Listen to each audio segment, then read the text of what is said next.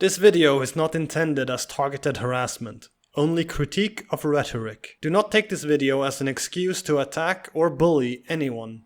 Thank you and enjoy. In the wake of The Acolyte wrapping up its run, the detractors of The Acolyte cheered its cancellation, while the fans of The Acolyte expressed anguish and disappointment. Okay, let me stop here for a moment.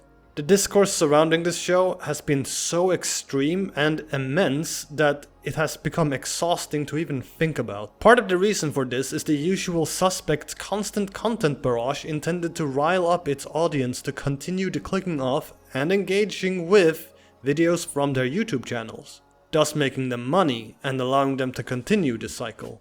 Unfortunately, the lucrative nature presented here has been noticed by a wave of smaller YouTube channels now trying to cut a slice of the proverbial cake and participate in the discourse. Keep in mind that the usual suspects are in part motivated by racism and other forms of bigotry, hence why they overtly target people of color and women with their so-called critique. Check out Pillar of Garbage's video and the Birdman's videos on the topic for a more thorough dive. However, these usual suspects have learned through years of trial and error, mostly error, to hide their vitriol behind veiled and generalized critiques. I've stated in a previous video that the best way to avoid being lumped in with these bigots is to elaborate and further articulate upon one's talking points, as they do not possess the cognitive ability to do so. This finally brings me to today's subject, a little known YouTuber by the name Critical Diverse Female, who made a video response to Amandla Stenberg's diss track aimed at the racist hate they were receiving. So, let us take a listen to what this YouTuber had to say. So The Acolyte has been cancelled. Shocking, I know. It's pretty hilarious that the headlines about it are all saying how everyone was so surprised that it got cancelled. Like it's not just lost Disney a shitload of money. There also seems to be this narrative going around that the only reason why people didn't like it is because the fan base is toxic and racist, which is erasing the love within the fan base from Mace Windu and Lando. And before they screwed up his character, I saw so much love for Finn. It was a repeated sentiment I saw come up that his character had so much wasted potential. The idea of a stormtrooper turning good was interesting, people were on board. It's just that the writing was weak. They had a great opportunity but did nothing with it. Are we the baddies? It's never been about race, and I find it disgusting that this is what they're hiding behind to shield themselves from any sort of criticism.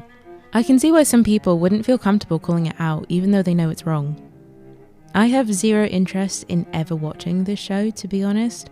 I'm a casual Star Wars fan at best, and after seeing the likes of Critical Drinker and Nerderotic shit all over it, I decided it's just not worth my time. First off, the profitability of the Disney Plus platform is immensely high, with its 153.6 million subscribers paying the fee of roughly $15.99 every month. Meaning that the service itself produces a return of about $2.5 billion on a monthly basis. But sure, $180 million for a single show is a massive loss for the company. Not to mention the recent news that Jude Law might be getting a spin-off show based on the Skeleton Crew, a show that hasn't even come out yet. The financial argument doesn't really hold much water here. Second, using Lando and Mace Windu as a counterpoint to Star Wars fans having a racism problem is completely revisionist history. Here's an excerpt from the Birdman's video on this exact talking point. Similarly, if these two characters were created today, they would also be subject to racial epithets and harassment over their inclusion. Because of course they would. And they were. These are Billy D's own words. Nearly everywhere I went, fans harangued me for portraying Han Solo. I got dirty looks on airplanes. How could you? A flight attendant scolded. At the grocery store, a man shopping with his teenage son looked at me with disgust. I should put you in the deep freeze, he said, as his son nodded in agreement. The harshest reaction came on the playground at my daughter's school. In the afternoon, as I waited in the courtyard to pick her up, parents scowled at me. Then after the bell rang, I got the same treatment from Hanako's friends. Mr. Williams, you sold out Han Solo. Why'd you do that? Now Han Solo's dead. It was laughable until it wasn't, until I sensed the black-white thing might be brewing. That's when I took a step back, put up my hands, and told people to wait a minute before they criticized me any further. I guess I had done a convincing job playing Lando as a dubious character. So why would the guy you're attempting to use as a shield from accusations of racism also suggest he received racist backlash for simply playing a character in a movie? The only people who claimed there was no racism or misogyny in Star Wars until recently were all simply too young or oblivious to the fact that it has been happening all along. Or, more likely, they are racists hiding behind being obtuse to shield themselves from being called out. Thirdly, you cite critical drinker and nerderotic? You mean this nerderotic? You mean this guy here, called nerderotic? I wouldn't trust the takes of someone where the shoe of bigotry fits so well he might as well be the shoe salesman. Especially when the topic in question is racism. And the drinker? Yeah, he goes to the same cobbler. Let us continue the video. I watched a diss track that Amandla Stenberg put out to the haters, and oh my god, do I have a lot of thoughts. So although you're not going to see me review bombing The Acolyte, I will be talking about Amandla Stenberg, as I do think she is a genuine bigot who is projecting her own racist tendencies. This 3-minute and 42-second video is the entire reason why I even go by this channel name. I am so sick and tired of this bullshit and wanted to call it out. First of all, her hair has been brushed out to fuck to make it look coarser, like a 4C type afro instead of the 3C hair type she naturally has as a mixed race woman. I know this because I have this. She's putting in so much effort to look blacker because she has a white Danish father and wants to pretend that's not the case. I also think that's why the video isn't in colour, because she's light skinned and wants to present herself as darker. Did she just unironically claim that calling out racism is actually racist? And then go on to surface level criticize Amandla in a completely racist and sexist manner? You cannot even make this shit up. If I wrote a story and had a character behave this way, it would be panned for being unrealistic and over the top. Every single sentence that this YouTuber just uttered is a case study of racism and sexism. It's the typical projectionism of she's being over the top for the sake of garnering attention and to prove how virtuous she is. Ah yes, critical diverse female calling out another woman for virtue signaling. It can't be that Amandla chose this hairstyle and to record this video in black and white for aesthetic reasons, can it? No, it has to have been for insidious reasons, because a critical, diverse female said so.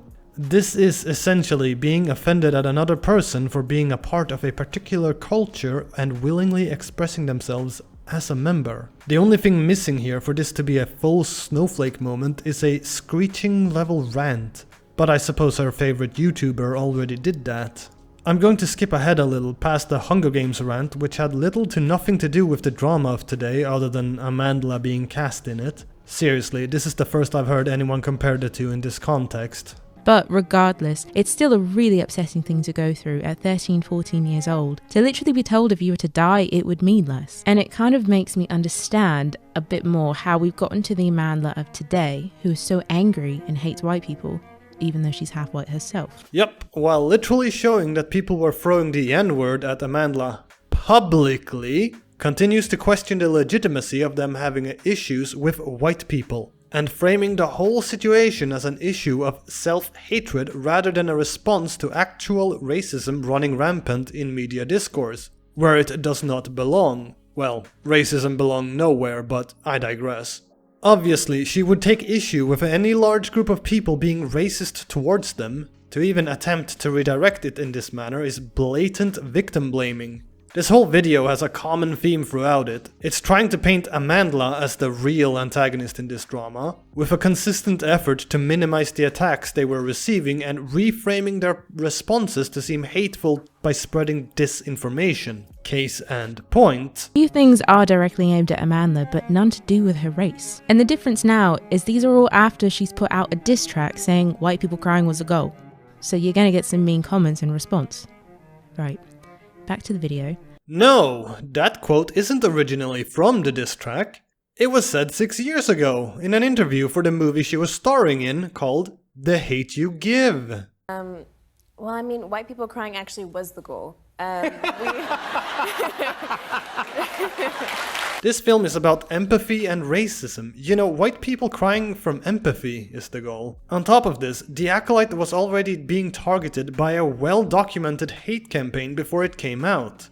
The diss track that you, critical diverse female, are claiming to be responding to was released in response to this hate campaign. You can even see the subtitles to the song in your video showing that she said it in the past, not present. People dug up this quote from 6 years ago in an effort to find an excuse to hide behind while harassing Amandla. Seriously, you are just feigning being obtuse here, considering the great lengths you go to in this video to let everyone know how little interest you had in the show.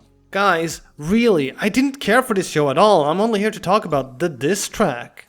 And then proceed to shift away from the diss track at every turn. I mean, seriously, what do you think Amandla was dissing exactly? And don't give me the poorly construed talking point of, she was attacking the fans, or people aren't allowed to criticize the show. If you say these things in response to racism or any other form of bigotry being called out, then you are just simply self-reporting. Those who have actual criticisms of the show wouldn't be affected by this, if their criticisms were not racially motivated. This goes for any show, mind you, like The Rings of Power or Agatha All Along. If your criticism comes from a place of bigoted bias, then you aren't criticizing media, you are spreading your hate of others from behind the mask of veiled racism.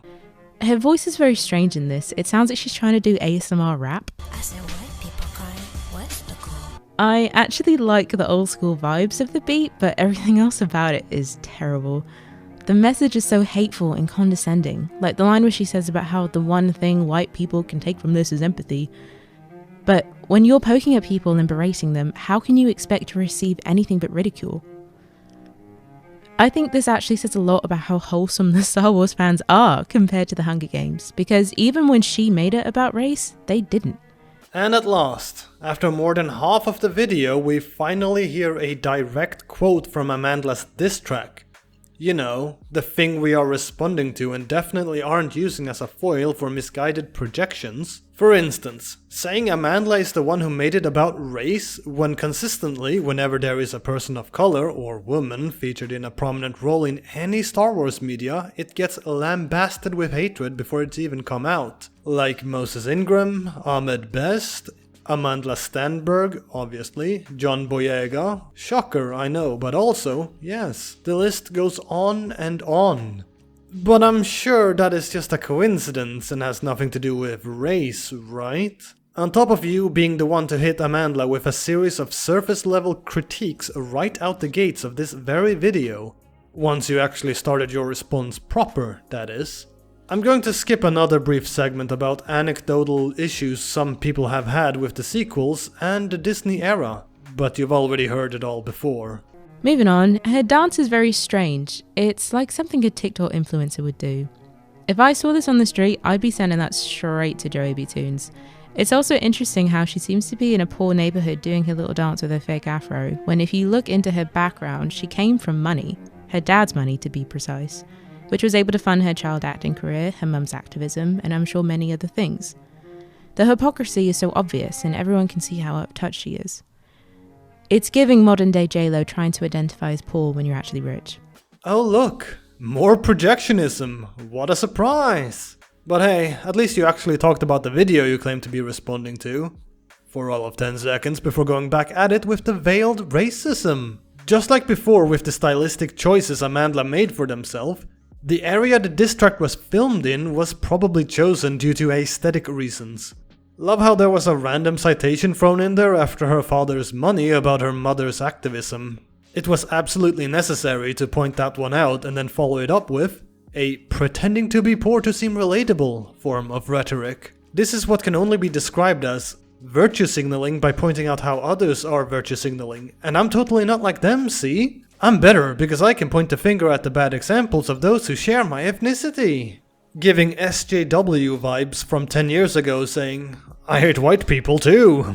Just clown takes all around. Next. Also, from reading into the things she's been saying throughout her years in the limelight, she seems like the type of person who'll say white people can't have braids, but then will straighten her hair and dye it blonde. Oh wait, she has. Just as a disclaimer, I don't care what she does with her appearance, it's just she seems to care a lot about what others do. Oh no. Oh. Yup, after spending all this time surface level critiquing Amandla and starting it out with pointing out her hairstyle being fake black aesthetic, the least self-aware thing to say would be exactly that which was just said by critical diverse female. Wow, just wow. This lacking level of self-awareness is the equivalent of actively avoiding looking at oneself in the mirror and then criticizing anyone for not having cleaned their face. I don't know how many times that I've said it by now, but this is all just pure projectionism. Egregiously so. See, I do genuinely feel sorry for Amandla. She's clearly in a bit of an echo chamber, and that experience has created a bit of a monster who seems to hate half her own genetics. As a mixed race person who's dealt with their own identity struggles, I can empathise. However, if you're half white, you can't be racist to white people and only identify as a black person. It's like you're punching yourself in the face with one arm and patting yourself on the back with the other. For this final clip, all I can say is that you haven't shown the slightest bit of empathy towards Amandla throughout your entire video. There were hand-waved moments of sympathy, brief as they were. Instead, you elected to downplay everything about this situation that could offer any amount of empathy towards Amandla, and overemphasized the possibility that she might be, from a certain point of view, racist. Unfortunately, that call is coming from inside the building. Almost everything stated about Amandla hating her own white ethnicity could, from watching this video, be applied to critical diverse female. She is constantly trying to flip everything around and make Amandla out to be a bad example of a black person, or at the very least mixed, with how she constantly makes things up about the subject and repeating bad faith arguments made by the grifters that critical diverse female cited herself at the start of her video. To give you some projectionism of my own, you probably don't have many non-white friends and are living in an echo chamber protected by the privilege afforded by those around you. Your goal with this video is clearly just to start a career in grifting with yourself, with how you just made a Twitter account for this channel right after this very video was uploaded. And of course, among the first people you decide to follow are some of the most well-known grifters off this platform. Astonishing. Yeah, I'm done with this. There is nothing more to be said about it that I haven't already. Except for, yeah, clown!